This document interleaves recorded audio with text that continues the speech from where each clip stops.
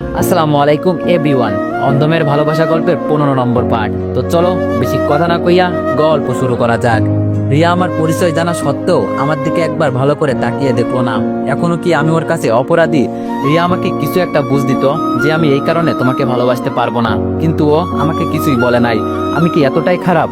মনটাই খারাপ হয়ে গেল।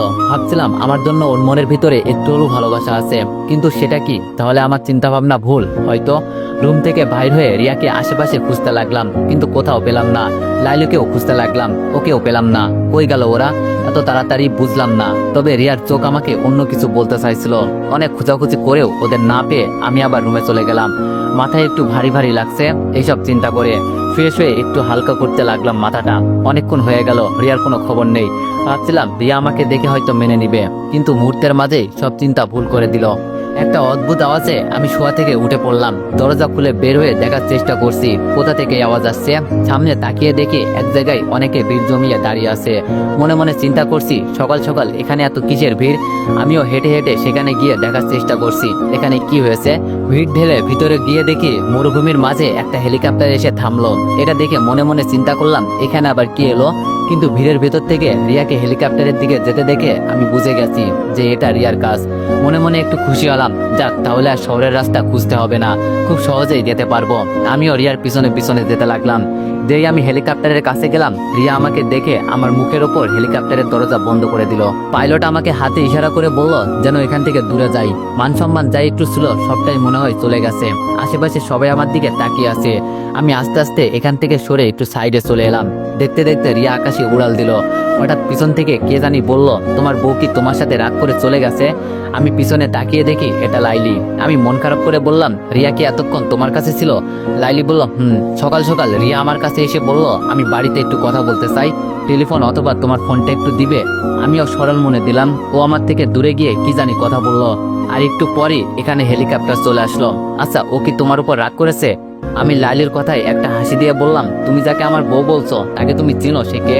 লাইলি আমার দিকে চোখ তুলে বলল, চিনবো না কেন, এটা তো তোমার বউ হয়। আমি মুচকে একটা হাসি দিয়ে বললাম, ও আবার আমার বউ? তবে তুমি শুধু এটুকু জেনে নাও, ওর বাবা সেনাবাহিনীর মেজর, আর ও আমার বউটাও কিছুই না। এক কাজ করো, আমাকে একটু তোমাদের রানীর সাথে আলাদা করে কথা বলিয়ে দিতে পারবে? লাইলি আমার কাছ থেকে দূরে গিয়ে বলল, তোমাকে এখন আমার কেমন জানি সন্দেহ লাগছে। সত্যি করে বলো তো তুমি কে? আমি বললাম, এমনি মন ভালো না, আবার তুমি এর মাঝে বলছো আমাকে তোমার সন্দেহ লাগছে। এর মাঝে একটা ছেলে এসে বলল, রানী আপনাকে ডাকছে, যান ওনার সাথে গিয়ে দেখা করে আসেন। আমি লাইলির দিকে তাকিয়ে বললাম, তো চলো যাওয়া যাক।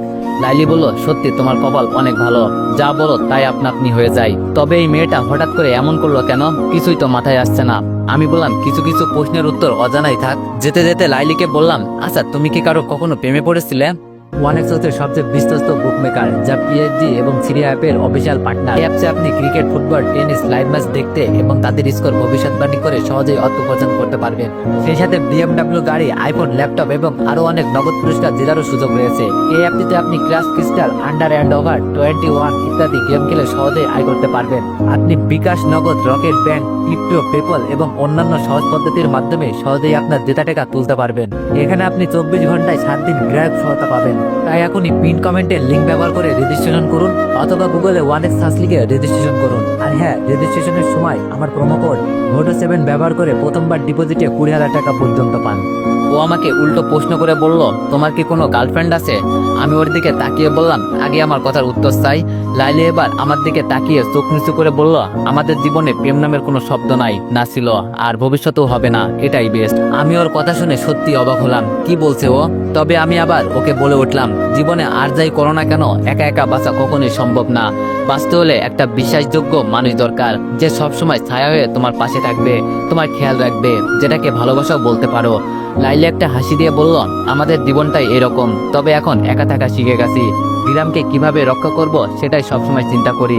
এইসব আজে বাজে চিন্তা করার কোনো সময় আছে? লাইলি আমাকে ইশারা করে বলল, আমরা চলে আসছি, ভিতরে গিয়ে কথা বলে আসেন, আমি এখানে দাঁড়িয়ে আছি। আমি বললাম, না তোমার দাঁড়িয়ে থাকতে হবে না, আমার অনেক দেরি হবে, চলে যাও। লাইলি বলল, আগে ভিতরে যাও, গিয়ে দেখো রাজমাতা কি বলে। আমি আর ওর কাছে দাঁড়িয়ে থাকলাম না। ভিতরে ঢুকতে একটা ছেলে দেখিয়ে দিল কিভাবে ভিতরে যেতে হবে। আমিও ছেলেটার কথা মতো যেতে লাগলাম। হঠাৎ এক জায়গায় চোখ আটকে গেল।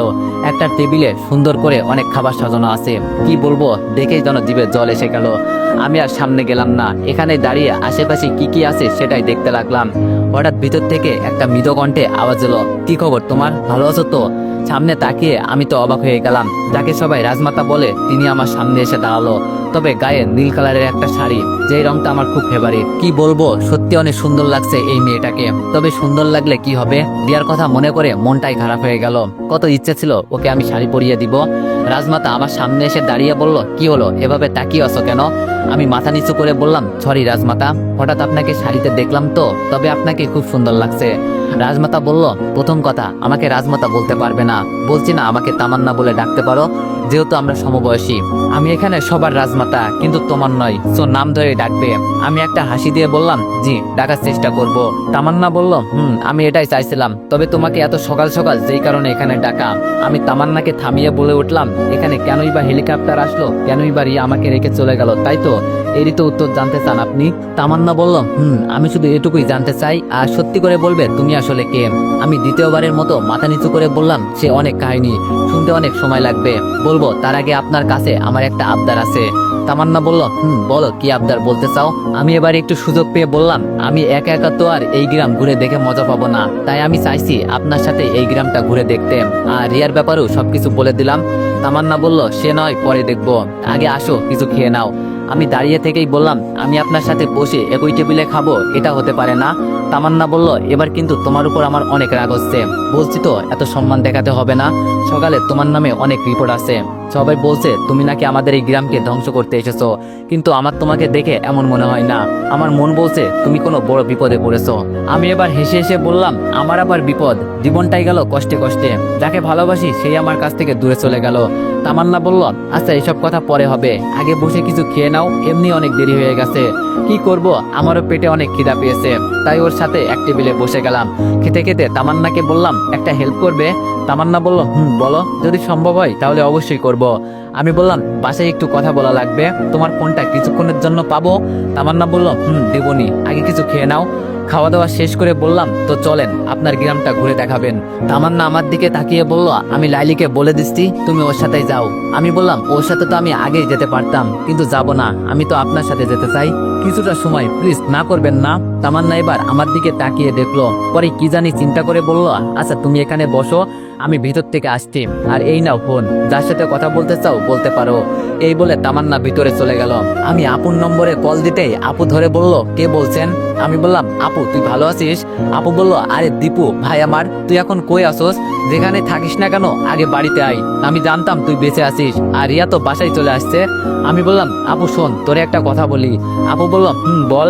আমি বললাম, শোন, রিয়া আমার আসল পরিচয় জেনে গেছে, আর ও কি বাসায় গিয়ে কিছু বলছে আমার কথা? আপু তোতলাতে তোতলাতে বলল, না তেমন কিছু না। আমি রাগ দেখিয়ে বললাম, সত্যি কি বলছে সেটা বল, কিছু একটা তো হয়েছে, এটা আমি শিওর। আপু বলল, দেখ ভাই, তুই মন খারাপ করিস না, রিয়া বলছে তাকে যদি ইমার্জেন্সি ভাবে সাইমনের সাথে বিয়ে দেওয়া না হয় তাহলে ও আত্মহত্যা করবে। শুধু এটুকু বলেই রুমে ঢুকে দরজা বন্ধ করে বসে আছে।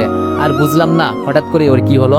আমি মন খারাপ করে বললাম, আপু তুই সেই দিন সত্যি কথা বলছিলি, সত্যি রিয়া অনেক চেঞ্জ হয়ে গেছে, আমি ভাবতেও পারি নাই রিয়া যে এতটা চেঞ্জ হয়ে যাবে।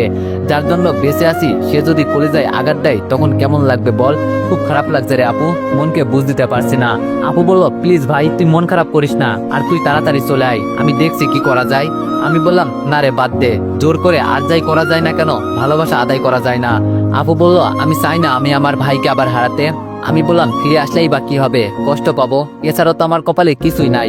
আপু বলল, দেখ ভাই, আমি তোর জন্য খুব চেষ্টা করছি, কিন্তু পারলাম না, আমি এর থেকেও ভালো কোনো মেয়ের সাথে তোর বিয়ে দিব, দেখিস, শুধু তুই একবার এখানে আয়। আমি বললাম, পৃথিবীতে এত এত মেয়ে থাকতে আমি রিয়ার মাঝে মুগ্ধ কেন জানিস? আমার চোখে ওর মতো এই পৃথিবীতে কোনো মেয়ে নাই, তাই তো দিনরাত ওর কথা চিন্তা করি। বাদ দে, তুই এসব বুঝবি না। আচ্ছা রাখি রে, এইটা আরেকজনের ফোন। আপু বলল, ফোন কাটিস না। আমি বললাম, বল কি বলবি? আপু বলল, কালকের মাঝে আমি যদি তোকে আমাদের বাড়িতে না দেখি মনে করব আমার এক ভাই আবার নিখোঁজ হয়ে গেছে। একটা মেয়ের কারণে আমাদের সবাইকে কষ্ট দিবি, এটা তো হতে পারে না। আমি বললাম, দেখ আপু, এভাবে বলিস না, আচ্ছা যা, আমি আসতেছি। এই বলে ফোনটা রেখে দিলাম। সামনে তাকিয়ে দেখি তামান্না দাঁড়িয়ে আছে। আমার চোখে ওর চোখ পড়তেই আমাকে প্রশ্ন করলো, আমি যদি কোনো ভুল না করি তোমার সাথে যেই মেয়েটা ছিল ও কি তোমার গার্লফ্রেন্ড হয়? আমি বললাম কিছুটা এমন বলতে পারেন। আচ্ছা চলেন তাহলে, যেতে যেতে সবকিছু বলছি। তামান্না সামনের দিকে এগিয়ে যেতে যেতে বলল, তুমি বলছো যেহেতু তো যেতেই হবে, তবে আমি বাইরে বেশি একটা বের হই না। আমি মজা করে বললাম, ভয় পান নাকি যদি কেউ মেরে ফেলে? তামান্না একটা হাসি দিয়ে বলল, ভয় আবার আমি? তোমার কি আমাকে দেখে তাই মনে হয়? আমি বললাম, না, তবে সুরক্ষা বলতে একটা বিষয় আছে না। তামান্না বলল, তুমি জানো এই গ্রামের সবাই আমার এক কথায় জীবন দিতে প্রস্তুত। আমি বললাম, সে তো দিবেই, কারণ আপনি এখানকার প্রধান। বাইরে গিয়ে দেখি লাইলি এখনো দাঁড়িয়ে আছে। আমার সাথে তামান্নাকে দেখে বড় বড় চোখ করে আমার দিকে তাকিয়ে আছে। ও হয়তো ভাবতেই পারে নাই যে ওদের রাজমাতাকে আমার সাথে দেখবে। লাইলি আমার থেকে চোখ সরিয়ে তামান্নাকে বলে উঠল, রাজমাতা, আপনি হঠাৎ করে বাইরে বের হলেন যে, কোথাও যাবেন নাকি? তামান্না লাইলির দিকে তাকিয়ে বলল, এই তো ওকে আমাদের গ্রামটা একটু ঘুরিয়ে দেখাবো, এটাও আমার কাছে আবদার করেছে। লাইলি রেগে বলল, তাই বলে আপনি কেন? আমি ছিলাম না? এর মাঝে আমি বলে উঠলাম, একজন রানীর সাথে গ্রাম দেখার সুযোগ কে হাতছাড়া করতে পারে? তাই সুযোগ পেয়েছি, কাজে লাগিয়েছি।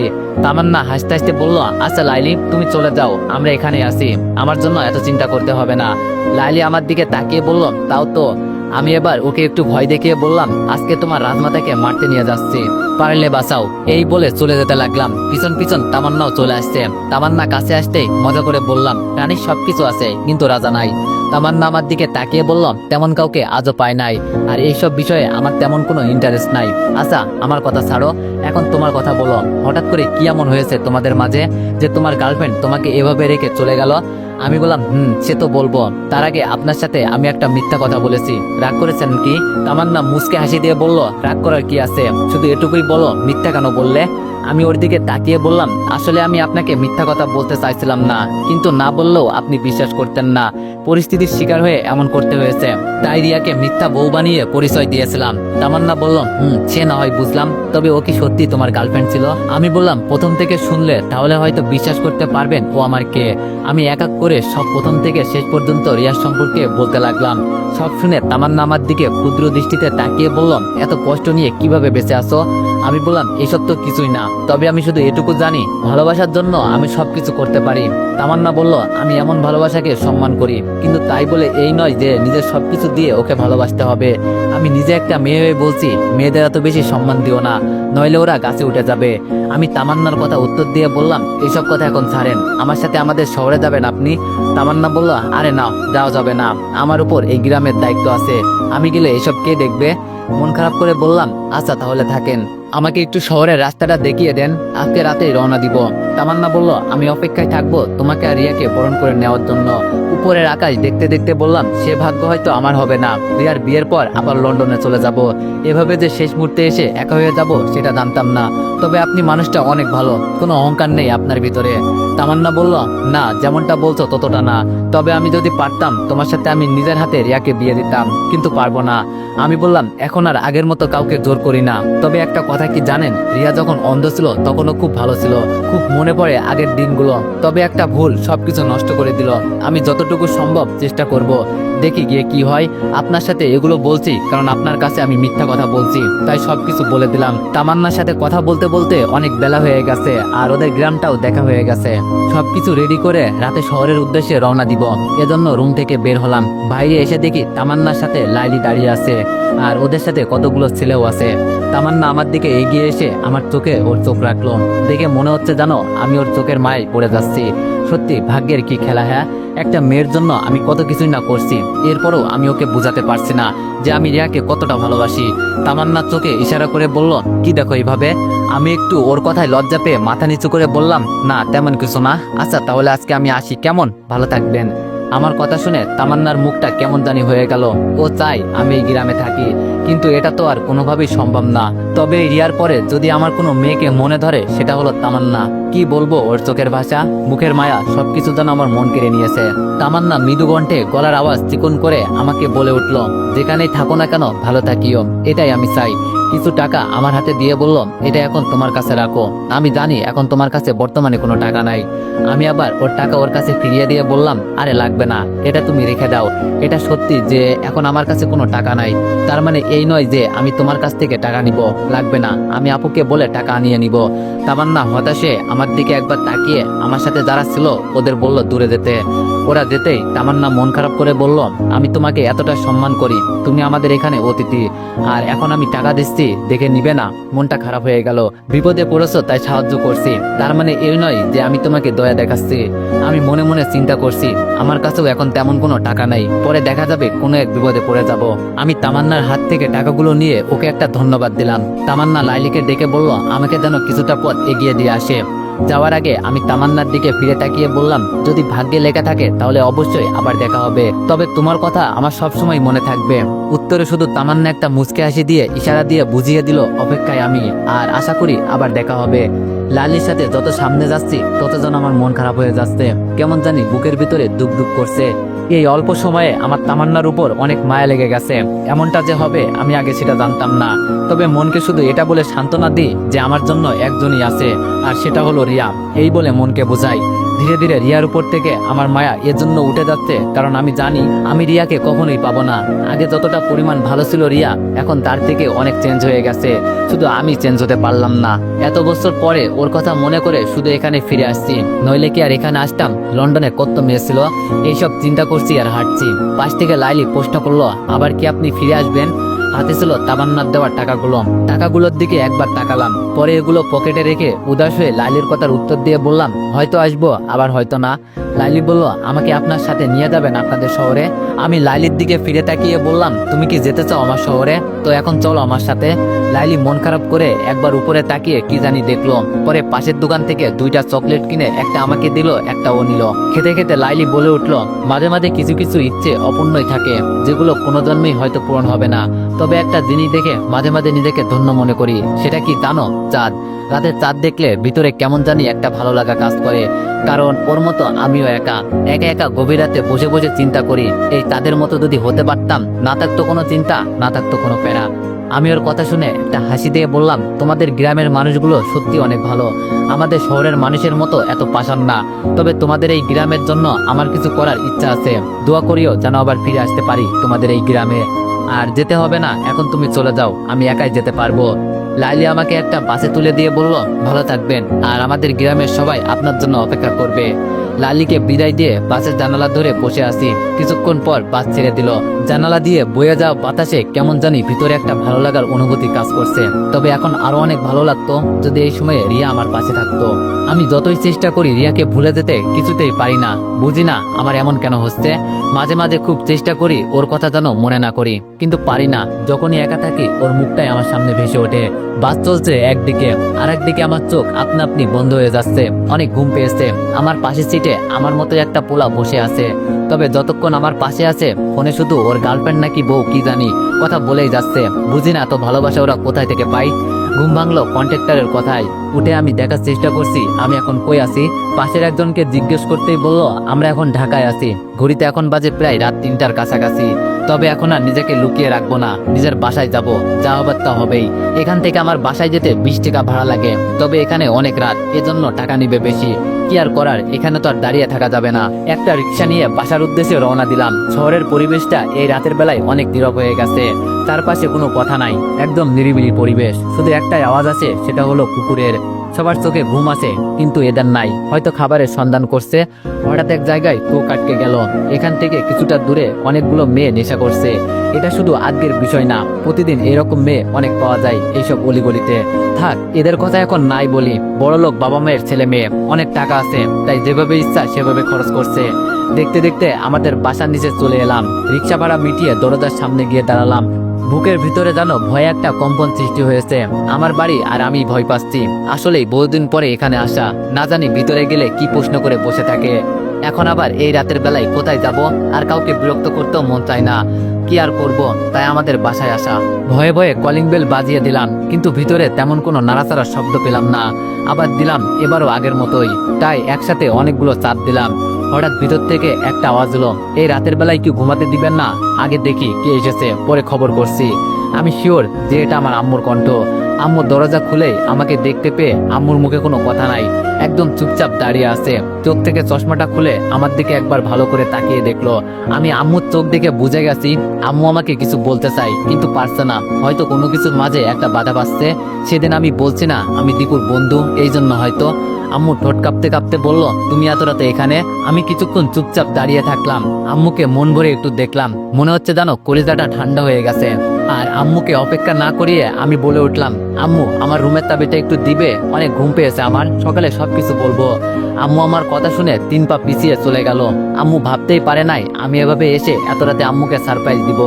আমি তো এভাবে আসতে চাই নাই, এখানে দাঁড়িয়ে থেকে আর মশার কামড় খেতে পারবো না। ওই তো আম্মুর শাড়ির আসলে চাবি বাঁধা আছে। আমি কোনো কথা না বলে সরাসরি গিয়ে আম্মুর শাড়ির আসল থেকে চাবি খুলতে খুলতে আম্মুকে বলে উঠলাম, সেই দিন মিথ্যা কথা বলার জন্য সরি আম্মু, কিন্তু কি করব বলো, এছাড়া আমার কাছে আর কোনো উপায় ছিল না। তবে সবকিছু সকালে বলবো, এখন শরীর অনেক ক্লান্ত হয়ে গেছে, অনেক দূর থেকে জার্নি করে এসেছি। এই বলে আম্মুর কপালে ছোট্ট একটা চুমু দিয়ে সিঁড়ি বেয়ে উপরে উঠে যাচ্ছি। আম্মু আমার দিকে আবার ফিরে তাকালো, কিন্তু কোনো কথা নাই মুখে, এখনো হয়তো একটা ঘরের মাঝে আছে।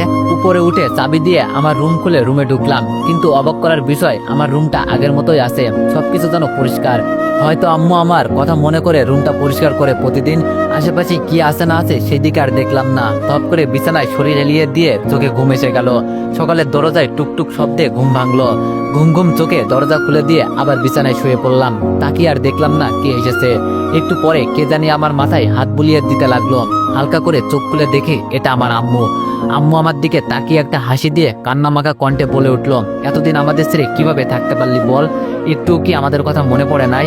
ঘুম ঘুম চোখে বলে উঠলাম, আহা আম্মু সকাল সকাল রাখো তো তোমার এইসব কথা, আমি ফিরে আসছি কই একটু খুশি হবে তা না, কি সব আজে বাজে কথা বলছো তুমি? আম্মু বললাম, বাবা আমি কতটা যে খুশি হয়েছি বলার বাইরে, এখন ওঠ গিয়ে ফ্রেশ হয়ে নে, আজকে আমি তোর জন্য নিজ হাতে রান্না করেছি। আমি বললাম, যেতে পারি ঠিকই, কিন্তু তুমি আমাকে খাইয়ে দিবে। আম্মু একটা হাসি দিয়ে বলল, আচ্ছা যা খাইয়ে দিব, এখন ওঠ তোর জন্য সবাই অপেক্ষা করছে। শোয়া থেকে উঠে বললাম, আচ্ছা আম্মু তুমি নিচে যাও আমি আসছি। আম্মু যেতে ওয়াশরুমে ঢুকে ফ্রেশ হলাম। সিঁড়ি দিয়ে আস্তে আস্তে নিচে নামতে লাগলাম। এক এক করে সব চেনা পরিচিত মুখগুলো আমার সামনে ভাসতে লাগলো। টেবিলে ভাইয়ার বাবা বসে আছে, ভাবি এক সাইডে দাঁড়ানো আছে, আর আপুর কোলে ভাইয়ার বাচ্চা। হয়তো আপু আমার কথা শুনে চলে আসছে। তো এভরিওয়ান, তোমাদের কাছে একটা প্রশ্ন, এই গল্পে কয়টা মেয়ের নাম আছে তোমরা সবাই কমেন্টে বইলা যাইও, আর সবাই নেক্সট পার্টের জন্য অপেক্ষা করো। ধন্যবাদ। তো এভরিওয়ান, তোমরা যতটা সাপোর্ট করতেছো এতে আমি অনেক বেশি খুশি। তো আমার একটা ইচ্ছা আছে যে 100কে পূরণ হবে, তো আশা করি তোমরা এই সাবস্ক্রাইব গুলো পূরণ করে দিবা। তো কি করতেছো তোমরা, তাড়াতাড়ি এই সাবস্ক্রাইব গুলো পূরণ করে দাও।